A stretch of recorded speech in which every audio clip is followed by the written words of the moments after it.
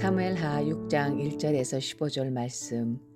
다윗이 이스라엘에서 뽑은 무리 3만 명을 다시 모으고 다윗이 일어나 자기와 함께 있는 모든 사람과 더불어 바알레유다로 가서 거기서 하나님의 궤를 메어 오려 하니 그 궤는 그룹들 사이에 자정하신 만군의 여호와 이름으로 불리는 것이라. 그들이 하나님의 궤를 쇠술에 싣고 산에 있는 아비나답의 집에서 나오는데 아비나답의 아들 우사와 아효가 그 세 수레를 모니라. 그들이 산에 있는 아비나답의 집에서 하나님의 궤를 싣고 나올 때에 아효는 궤 앞에서 가고 다윗과 이스라엘 온 족속은 잣나무로 만든 여러 가지 악기와 수금과 비파와 소고와 양금과 제금으로 여호와 앞에서 연주하더라. 그들이 나곤의 타작마당에 이르러서는 소들이 뛰므로 우사가 손을 들어 하나님의 궤를 붙들었더니 여호와 하나님이 우사가 잘못함으로 말미암아 진노하사 그를 그곳에서 치시니 그가 거기 하나님의 궤 곁에서 죽으니라. 여호와께서 우사를 치심으로 다윗이 분하여 그곳을 베레스와사라 부르니 그 이름이 오늘까지 이르니라. 다윗이 그날에 여호와를 두려워하여 이르되 여호와의 궤가 어찌 내게로 오리요 하고 다윗이 여호와의 궤를 옮겨 다윗성 자기에게로 메어 가기를 즐겨하지 아니하고 가드 사람 오벤에돔의 집으로 메어 간지라. 여호와의 궤가 가드 사람 오벤에돔의 집에 석 달을 있었는데 여호와께서 오벤에돔과 그의 온 집에 복을 주시니라. 어떤 사람이 다윗 왕에게 아뢰어 이르되 여호와께서 하나님의 궤로 말미암아 오벳에돔의 집과 그의 모든 소유에 복을 주셨다 한지라. 다윗이 가서 하나님의 궤를 기쁨으로 메고 오벳에돔의 집에서 다윗성으로 올라갈새 여호와의 궤를 맨 사람들이 6걸음을 가매 다윗이 소와 살찐 송아지로 제사를 드리고 다윗이 여호와 앞에서 힘을 다하여 춤을 추는데 그때에 다윗이 배 에봇을 입었더라. 다윗과 온 이스라엘 족속이 즐거이 한호하며 나팔을 불고 여호와의 궤를 메어 오니라. 아멘.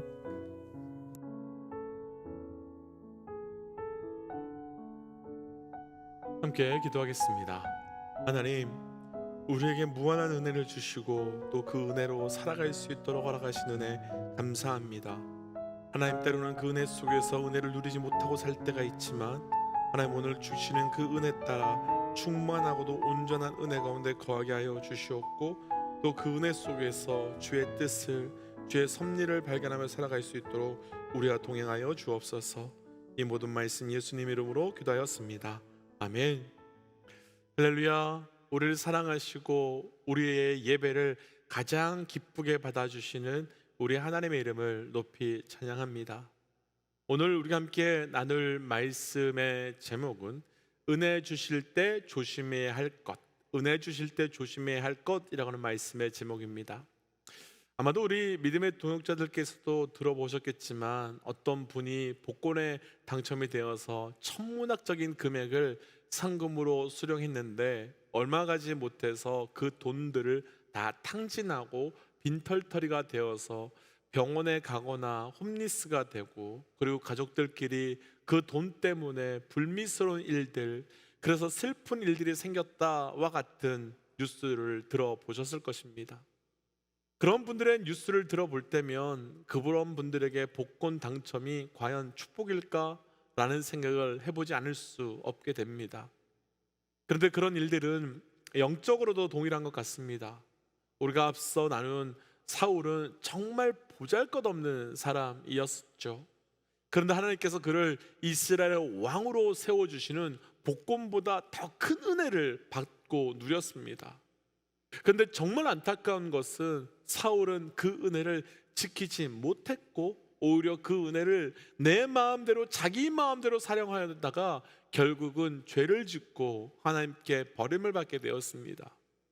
그렇다면 우리는 어떻겠습니까? 하나님께서 우리에게 은혜를 주시는데 우리는 사울과 다르게, 그리고 복권에 당첨되었지만 복권에 당첨된 것 때문에 이전보다 못한 삶을 사는 그런 분들과는 다르게 살 수 있으실지요? 오늘 우리 삶에 하나님께서 은혜를 주실 때 우리가 무엇을 조심해야 되는지 함께 묵상하고 그 은혜를 온전히 지키며 누리며 또 그 은혜 속에 있는 주의 뜻을 누려가시기는 주의 이름으로 축복합니다. 은혜를 주실 때 조심해야 할 것 첫 번째는 오늘 본문 중에 우리 1절과 2절 말씀 읽어보겠습니다. 1절과 2절입니다. 다윗이 이스라엘에게 뽑은 무리 3만 명을 다시 모으고 다윗이 일어나 자기와 함께 있는 모든 사람과 더불어 바알레 유다로 가서 거기서 하나님의 궤를 메어 오려 하니 그 궤는 그룹들 사이에 좌정하신 만군의 여호와의 이름으로 불리는 것이라. 아멘. 어제 말씀에서 다윗은 실질적으로 이스라엘의 전체적인 통합 왕이 되었습니다. 사울의 모든 가문이 몰락하고 그리고 죽고 그리고 유다 지파를 제외한 다른 지파들이 모두 다 헤브론으로 올라와서 다윗에게 당신이 우리의 왕입니다 라고 추대하며 선언을 했었습니다. 이전까지는 유다 한 지파의 왕이었는데 하나님의 은혜로 이제 진짜 이스라엘 모든 지파의 왕이 되었습니다. 그럼 여기서 질문을 한 가지 드려보고 싶습니다.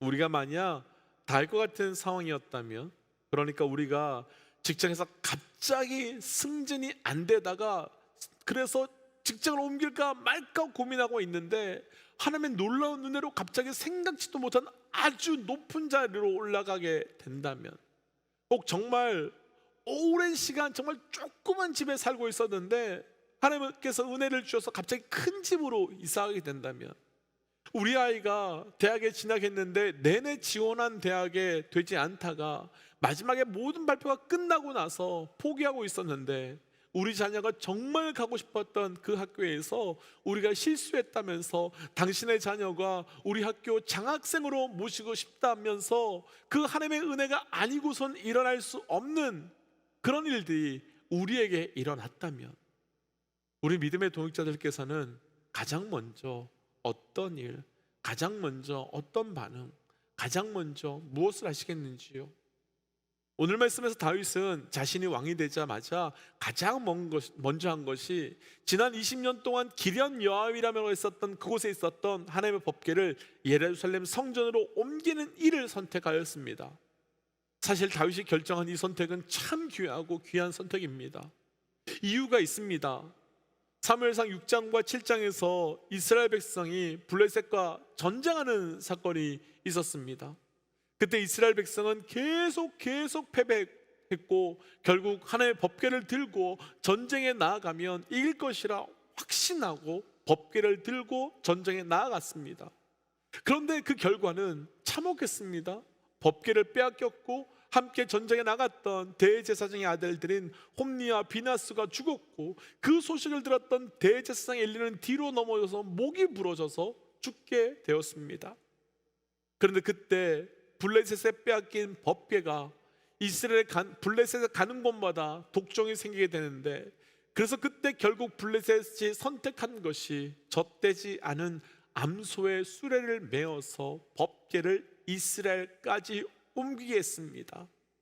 그때 다시 이스라엘에 돌아온 법궤가 기럇 여하림에 놓이게 되는데, 사울은 자신이 왕으로 있으면서 법궤가 그 귀한 여하림에 20년 가까이 있었음에도 불구하고 돌보거나 챙기지 않았는데, 다윗은 왕이 되자마자 하나님께서 자신을 왕으로 세우신 그 은혜에 감사하여 아무도 신경 쓰지 않았던 그 법궤를 예루살렘에 옮기고 있었기 때문에 다윗의 이 모습이 은혜이고 귀하다고 말하는 겁니다. 정말 다윗의 이 선택은 귀하고 은혜로운 선택입니다. 하나님의 은혜를 입고 하나님의 사랑을 알고 또 그것에 대해서 반응하며 갚을 줄 아는 사람입니다. 그런데 여기까지만 말씀을 정리하면 참 은혜인데, 오늘 말씀에서 이해 안 되는 사건이 등장하지요. 수레 싣고 법궤를 옮기고 있는데 갑자기 소들이 뛰더니 하나님의 궤가 땅에 뚝 떨어지게 되었고, 떨어지는 법궤를 웃사가 잡으려고 손을 내미자 하나님께서는 7절 표현 그대로 그곳에서 웃사를 치셔서 웃사를 죽이시고 법궤가 예루살렘에 들어가는 모든 일들을 멈추게 하셨습니다.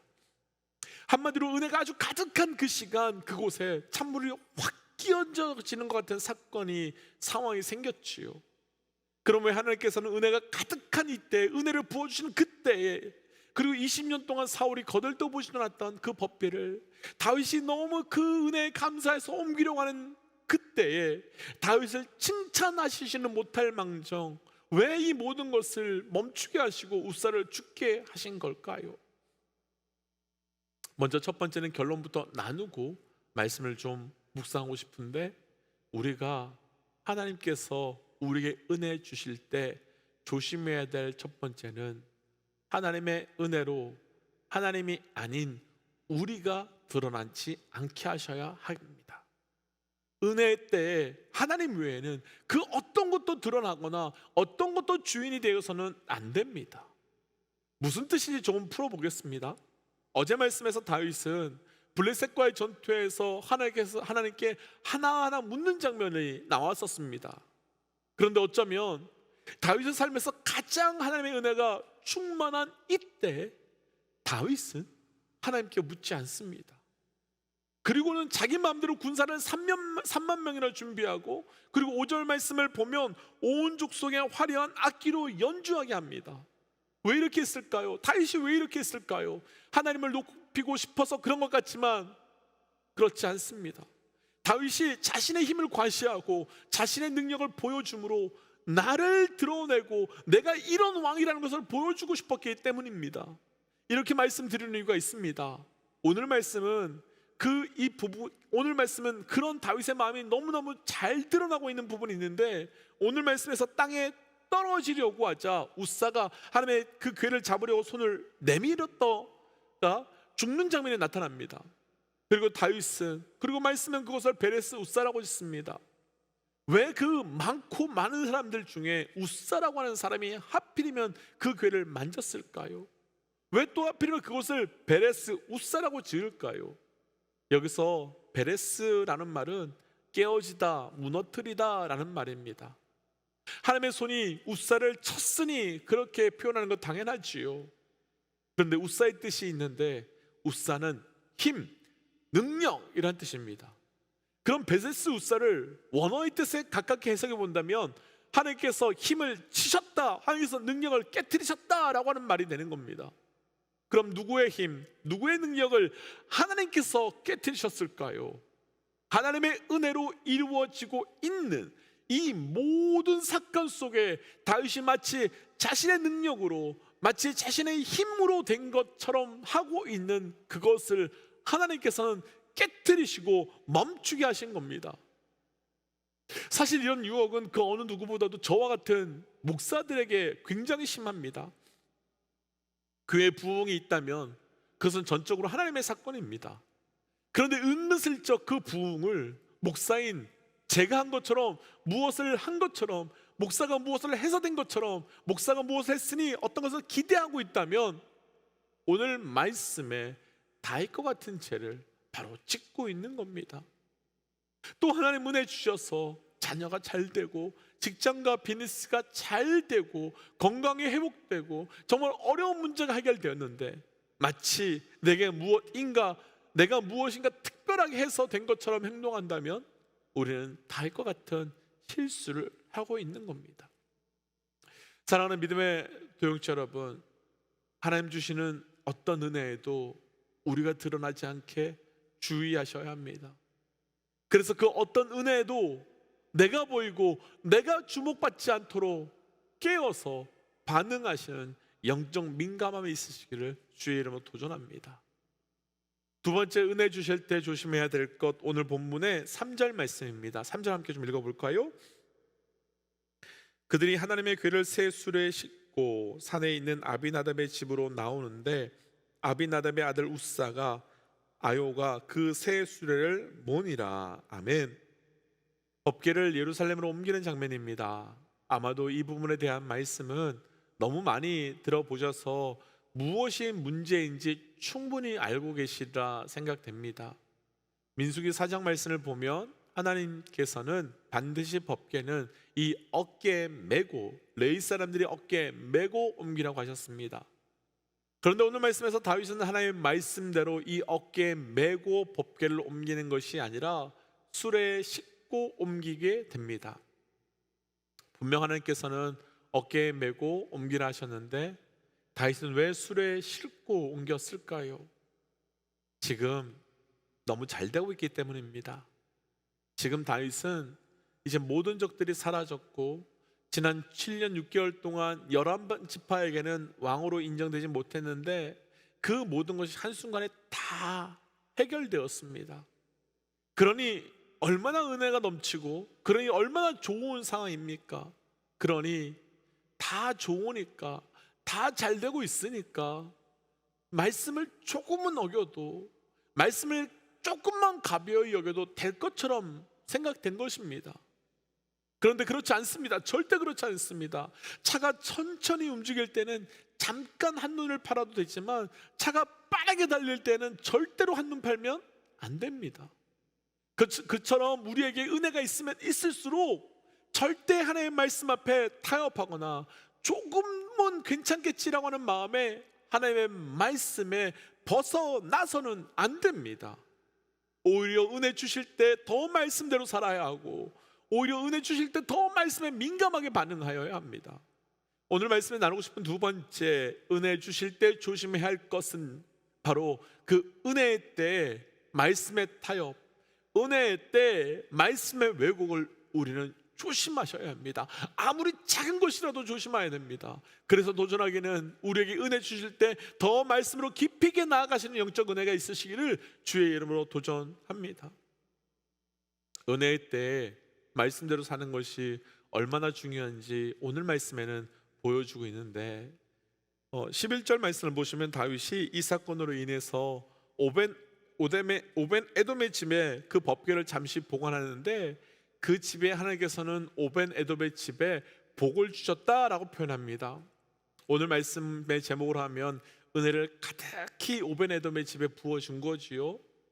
그런데 그 집에 은혜를 부어준 이유가 무엇인지 10절 말씀을 자세히 보시면 나오는데 에벤에돔은 그의 집에 법궤를 메고 갔다라고 되어 있습니다. 지금 법궤를 옮기는 이 행사는 말씀을 타협하고 적당히 지켜서 결국은 중단되었습니다. 그런데 오벤에돔은 그 말씀을 철저히 지켜서 하나님의 말씀 그대로 어깨에 메고 옮깁니다. 왜 하나님께서 오벤에돔의 집에 복을 주셨을까요?